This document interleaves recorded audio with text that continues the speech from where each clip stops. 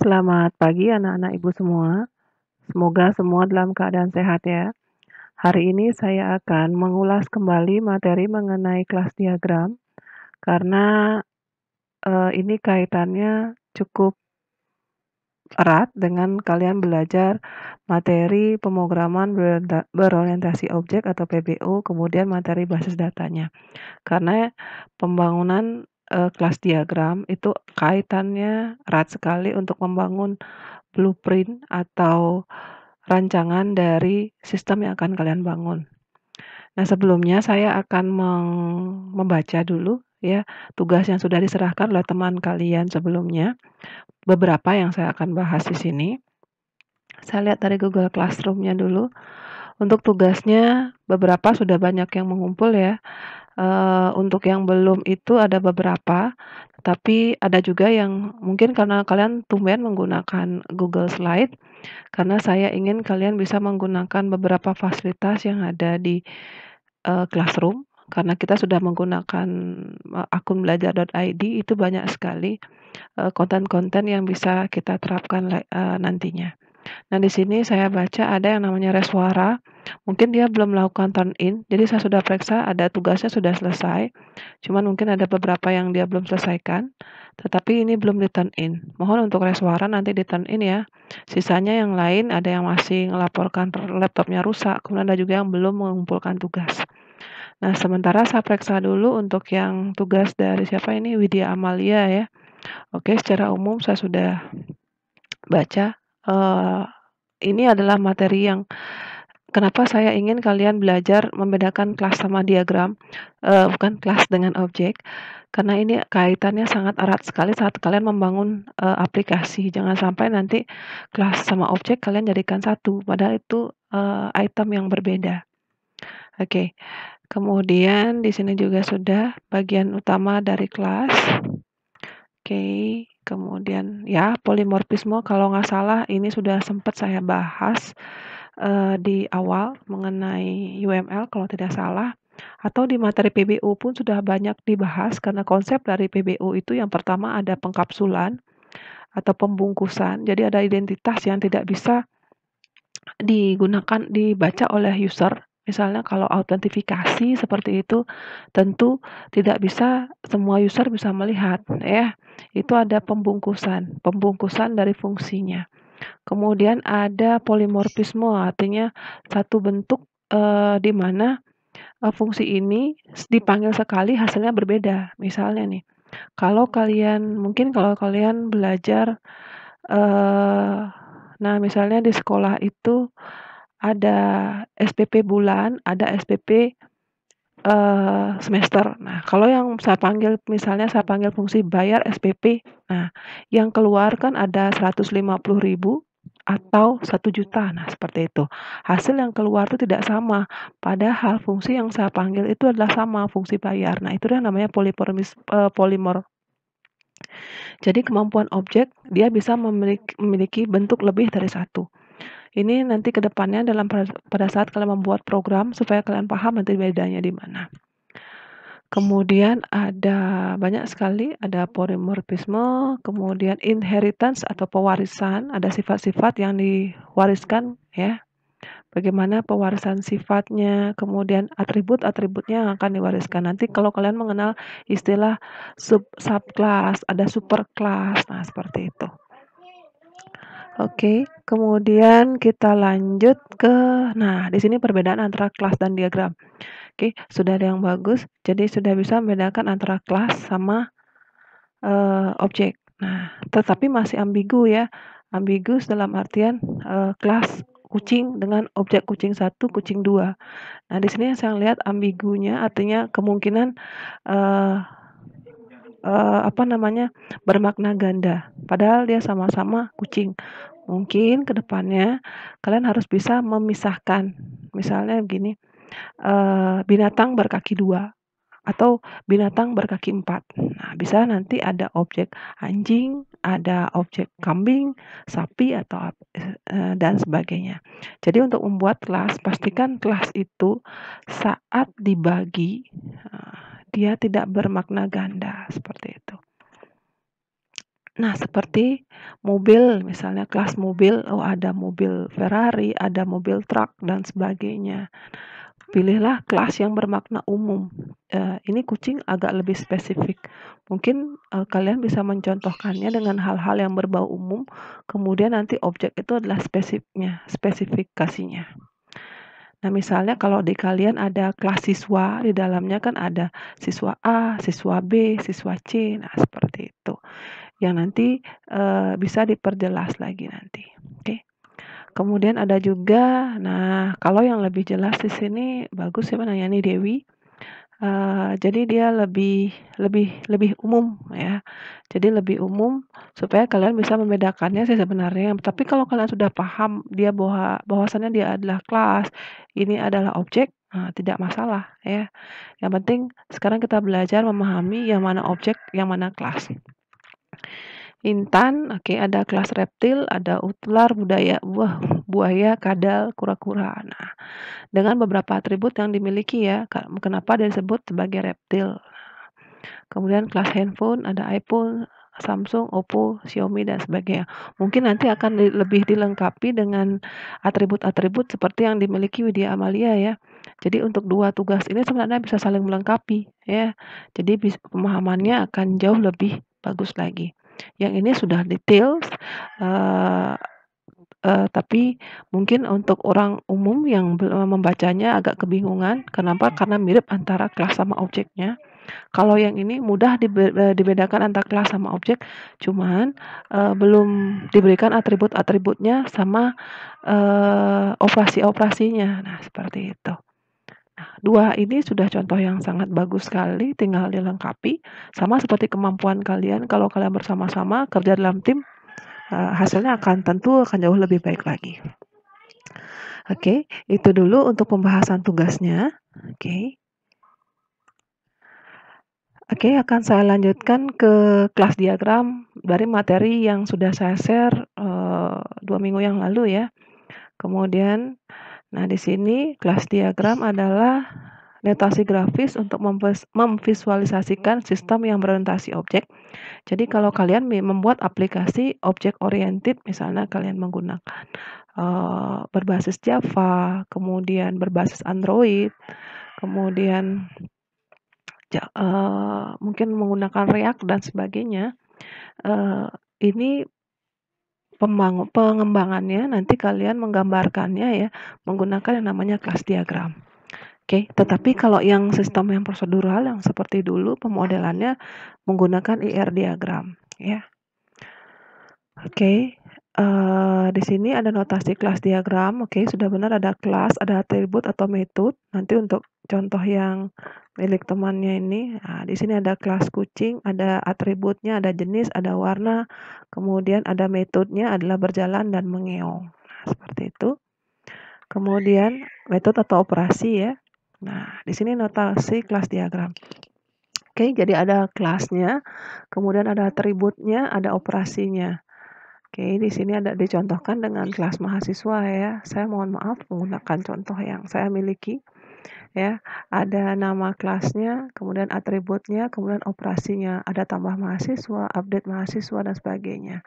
Kalau di kelas kalian misalnya seperti tadi kelas kucing miliknya Amalia, berarti ada kode tipe kucingnya, nama kucingnya, kemudian update data kucingnya ya seperti itu. Rule-nya itu aturannya dalam membangun sebuah notasi kelas itu ada yang namanya visibility sama multiplicity. Ya, kalau kalian menggunakan objek oriented pemrograman tentu kalian akan mengenal dengan istilah visibility ya. Nah, di sini ada memiliki sifat dari atribut dan metode ya. Misalnya saat kalian membangun menggunakan Java misalnya, contohkan dengan NetBeans ya. Kalian akan menggunakan perintah public ya, create class public, kemudian protected, nah kemudian privat ya. Nah, seperti itu saat kalian membangun sebuah kelas atau membuat sebuah kelas. Oke. Ini kaitannya erat dengan OOP yang kalian pelajari. Kemudian nah, relationship atau multiplicity menunjukkan jumlah suatu objek yang bisa berhubungan dengan objek yang lain. Nah, kalau relationship atau multiplicity ini mungkin lebih banyak di materi basis data ya, yang kalian kenal dengan istilah kardinalitas ya. Nah, jadi antara kelas A dengan kelas B memiliki sebuah keterkaitan. Nah, keterkaitannya itu seperti apa? Contoh, di situ disebut dengan nilai kardinalitas 1:1. Nah, saya bisa berikan contoh sederhananya seperti ini. Nah, kita akan mengenal relasi antar kelas ya. Karena di sini di materinya, nah, menunjukkan relasi yang berhubungan, dia bisa berhubungan dengan objek yang lain. Sebenarnya lebih cenderung ke relasi antar kelas ya. Nah, oke. Nah, misalnya kelas siswa. Kalian kan sudah tahu ya atribut dari siswa itu ada NIS, ada nama.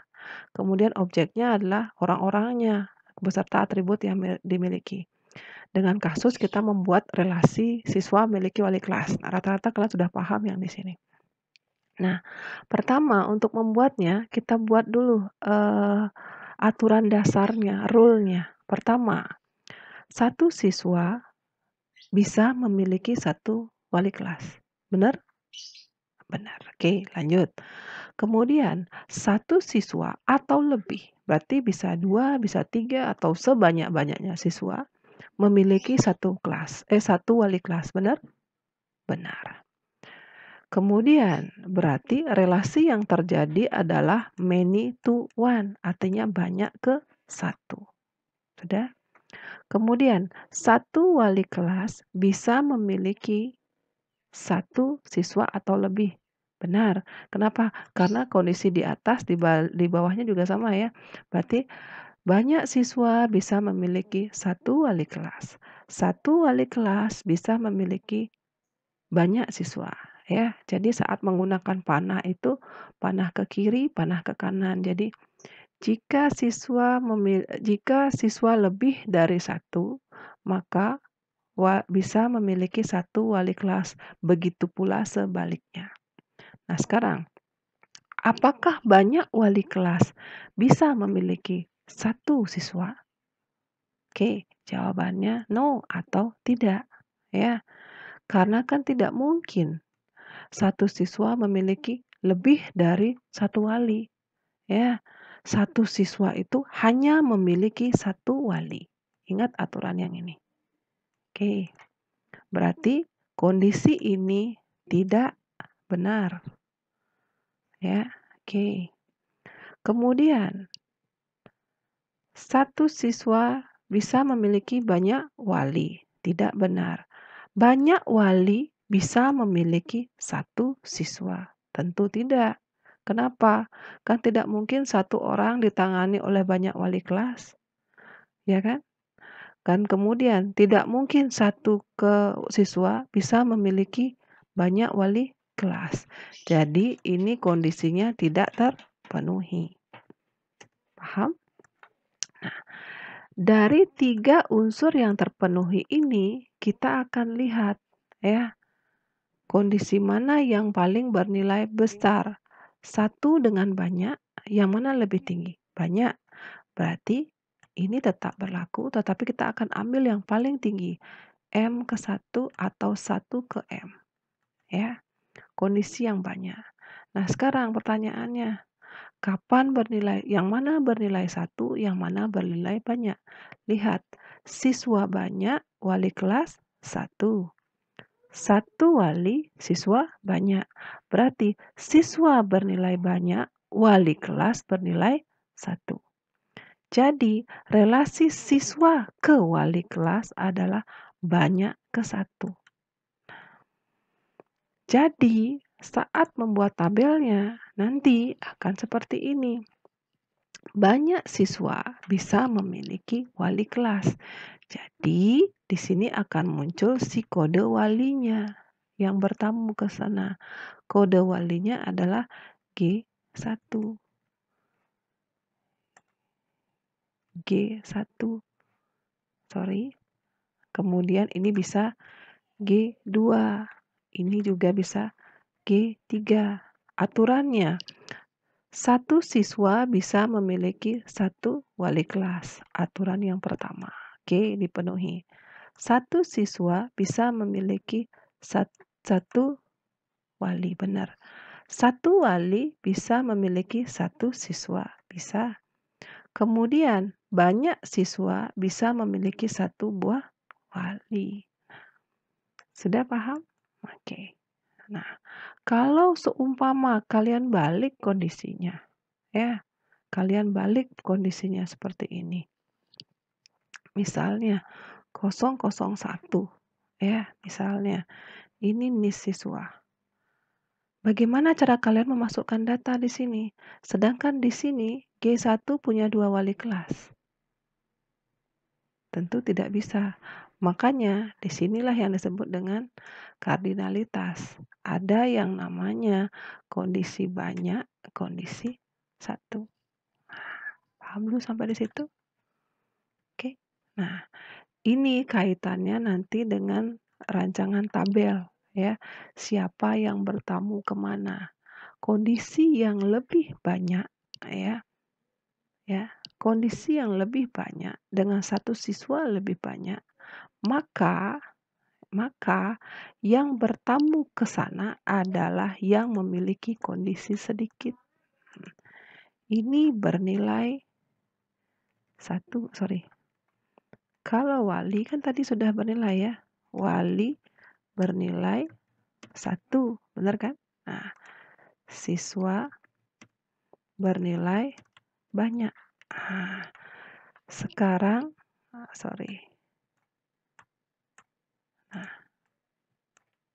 Nah, jadi nanti wali primary key dari NIP akan berlari ke tabel siswa.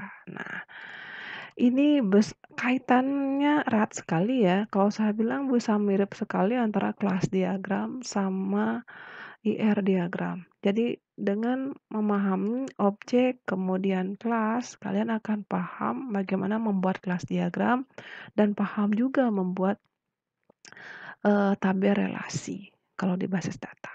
Oke? Nanti kalian bisa ulang-ulang lagi penjelasan saya, mungkin yang belum jelas kalian bisa ulang lagi pelajari. Tapi nggak usah takut, nanti mudah-mudahan kalau di kelas 12 saya masih ngajar basis data, kalian akan bertemu dengan saya, nanti kita akan lebih banyak latihan-latihan lagi untuk kardinalitas. Oke, sudah sampai situ, ya. Nah, sekarang bagaimana cara kita nanti menggambarkannya?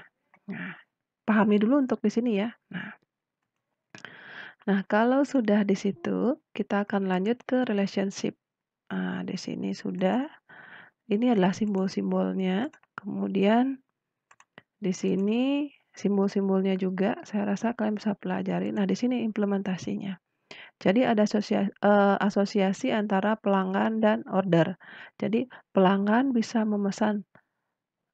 tidak memesan atau bisa memesan lebih dari satu orderan. Tanda bintang ini berarti banyak, ya. Jadi di sini detail order, satu order akan memiliki satu detail order, ya. Nah, seperti itu. Dia nggak bisa banyak memiliki detail order. Nah, seperti itu. Nah, di sini fungsi 1011 itu maksud saya supaya kalian bisa membaca di sana. Oke, kalau yang ini adalah gambaran kelas diagram orang membuat aplikasi untuk menggambar, ya, membuat kelas, membuat shape atau permukaan. Ini bagaimana kelas untuk membuat lingkaran, membuat rectangle, membuat poligon, nah seperti itu. Oke, nah saya lanjut, bagaimana cara kalian menggambarkannya nanti di Star UML. Nah, seperti biasa, kalian biasa tambahkan di sini kan seperti biasa, tinggal di model, kalian tambahkan add diagram, tambahkan kelas diagram. Kemudian buatkan kelas, kemudian nah seperti ini, tambahkan kelas, beri kelas name-nya misalnya jurusan misalnya. Oke. Nah, diperbesar seperti itu. Kemudian tambahkan, kalau kalian mau menambahkan atribut, ingat tambahkan atribut jurusan misalnya nama kode jurusan, kode jur, kode jur, seperti itu. Nah, kemudian, kalau menambahkan operation-nya, kita akan tambahkan operation-nya misalnya jurusan. Nah, seperti itu. Nah, untuk relasinya, kalian bisa buatkan relasinya seperti tadi kita menggunakan asosiasi siswa ke wali ini. Nah, bisa kalian tentukan relasinya misalnya adalah dari siswa ke wali kelas adalah M/1. Nah, seperti itu. Atau 0. Nah, kalau di sini istilahnya 0 ya. Bintang, sorry. Nah, seperti itu. Nah, jadi nanti kalian bisa tambahkan di situ. Oke? Nah, kalau sudah, saya akan lanjutkan kaitannya kelas diagram ini dengan pemrograman object oriented. Nah, di sini saya akan contohkan dengan menggunakan NetBeans ya.